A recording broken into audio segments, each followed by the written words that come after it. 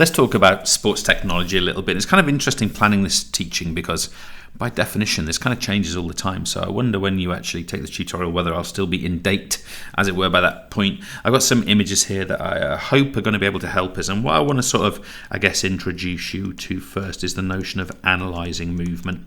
Now, we could go in all kinds of directions with regard to technology in sport, but the first one is this one. I think about analysing movement. Let's see if we can go on to some interesting points. One of the first things that we can kind of link to analysing movement is the notion of a pedometer.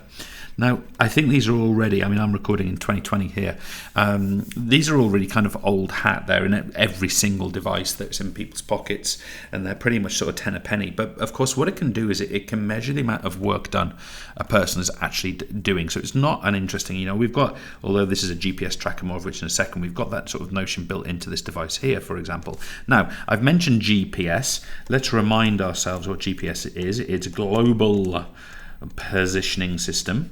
Okay, so basically a tracker can tell you exactly where a person is, but also where they've been and how fast they've moved from one place to another. These, therefore, devices are really interesting, and you see other kind of examples, more sort of video analysis based on here and annotation. But you've got this notion of GPS. Now, I think it's really important to stress a couple of things that GPS can do. Yes, it can track. Yes, it can report. Yes, it can tell you where you are, where you've been. But it will also inform you of things like intensity. How many sprints a person's done, how many high intensity, how much anaerobic work a person's doing. And that's really good for things like injury prevention. Making sure that somebody isn't likely to suffer some kind of overuse injury. That becomes really, really helpful. And that really is where I want to come to next. If I sort of draw that point out a second, and I talk about what I'm going to refer to as patterns of intensity. Gordon Bennett. And let's say with this performer here, this device, it tracks them, and it's going to do things such as predict fatigue.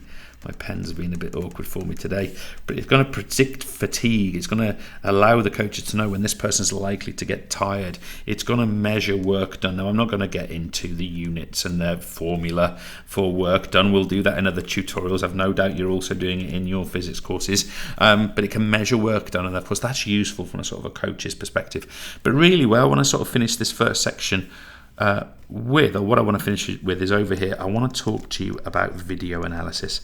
I think it is so important in any kind of developmental sporting environment, whether professional or building up to, from recreational to a more sort of thorough level. And there's a couple of things that I would like you to think about. Video analysis now allows people to do what we call overlays. Okay, so overlays. So for example, this camera here seems to be picking up this performer's movement and the moving in whatever way they're moving on the camera here. Once that's recorded, you can get software where it will overlay this recording with, as it were, the correct technique, or with another performance by this individual, seeing whether it's consistent or not. They're sort of on top of each other. We also get the notion, you can see this above, the notion of side by side, and that can be side by side, in this case two videos of the same performer. We've almost got like the prep phase here, where the pitch is being delivered, and then you've got kind of the execution phase. I'll just call it the exec phase there, as the batter's been swung towards the ball. But imagine if the side by side here. Imagine if this was the same moment, and it was two different performances by the same person, or it was this person compared to some kind of technical perfect model or something like that. And because it's immediately utilizable, this is very impacting. So think about it from the perspective of this character here. I think he can potentially review that work and make dramatic improvements. I've heard it said before that video is magic, or I've heard it said video is a superpower. Okay, so you might want to just sort of consider that video is magic, video is a superpower, and it's something that if you work with sort of player development, sports development, or let's say coaching development, you're going to be using it. Now, I also just want to touch on the impact of technology for officials, so when officiating, so referees, that sort of thing, officiating and coaching. What is the impact of technology for the coach, the official, the referee, the umpire type role, and for the coach. Okay, so here's a couple of things. Well, first of all, they can access replays. I mean, there's lots of examples of this. TMOs in rugby, what's it called in football, VAR in football, and all kinds of different things. Replays become available. That increases to more typical correct decisions, or for the coach being able to sort of analyse more. We've also got the notion of ball tracking, again, available in multiple sports. I mean, I'm saying ball here. It could be shuttlecock if we were talking about badminton. But think about tennis, for example. We've got this kind of Hawkeye system. It tracks the ball and knows exactly where it's landed. Also, just think about something real basic. What about things like accurate timers? Think about this. I mean, never mind for the timekeeper in a swimming race. Let me do that better. Timekeeper in a swimming race, for example. But what about for a coach who wants to get very, very specific split times for her 200-meter athlete or something like that? It becomes really interesting, right? But we could also be talking about telemetry data. I mean, I've just touched on that to an extent as well. Telemetry. That's a really, oh my God, that's an R, telemetry data. Telemetry data is kind of all of the performance data. I mean, we tend to think of telemetry, things like motor racing and sort of all the split times and the power output and so on and so on. But telemetry data can come from all kinds of aspects of performance. I mean, think about it for a 10,000 meter runner, for example, and all the split times, each split for each 100 meter phase. Of course, there would be 100 of them, for example. It's interesting to see how that would break down.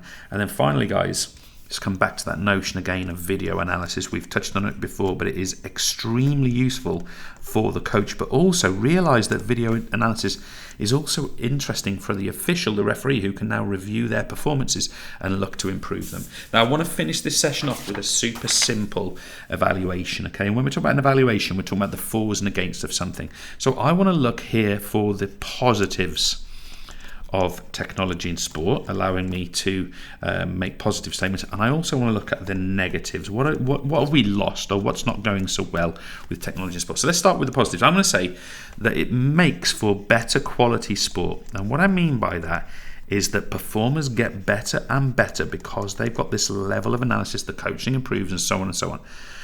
However, I'm trying to be correct in my language here. It also, I mean, things like replays, it slows down things like football and rugby and hockey matches. So that's a negative. It slows down play, okay, and even in tennis to a degree, although tennis is a slight oddity because it's got natural breaks in it. But one of the positives is that we get fewer injuries. I mean, that sort of fatigue prediction we mentioned before, that's really valuable, right? We know the intensity of work that athletes are doing it. However, we have the loss of the traditional identity of sport. Sport as a traditional identity is amateur, okay? And it's about, and I don't mean this in a literal religious sense, but it's about sort of God-given talents and who is the best and this sort of thing. This sort of leads us more to a question of who's got the best science, right? And that's kind of an interesting point. On the positive, it leads to fairer outcomes. Good. So referees, umpires, they have a better capacity to make good decisions. That seems positive. But on the other side of this, as I just said, we could say, and I'll put this in quotes, the best scientist wins.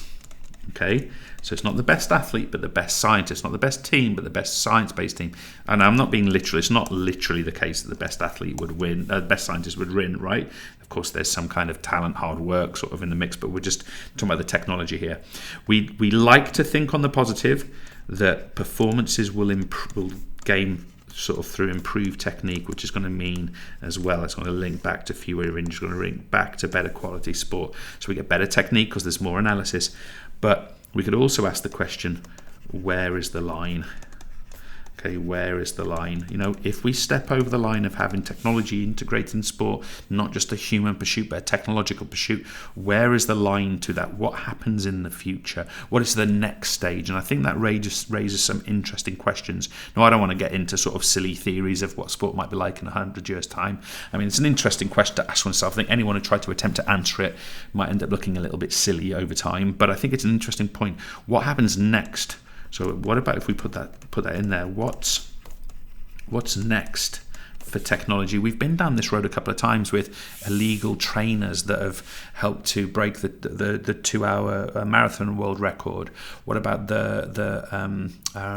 or they're called the laser swimming suits that broke over almost every swimming world record, and now we have to have 2 swimming world records, for example, and those suits are now illegal. So it's what next, where is the line? That's a potential negative. Cheers.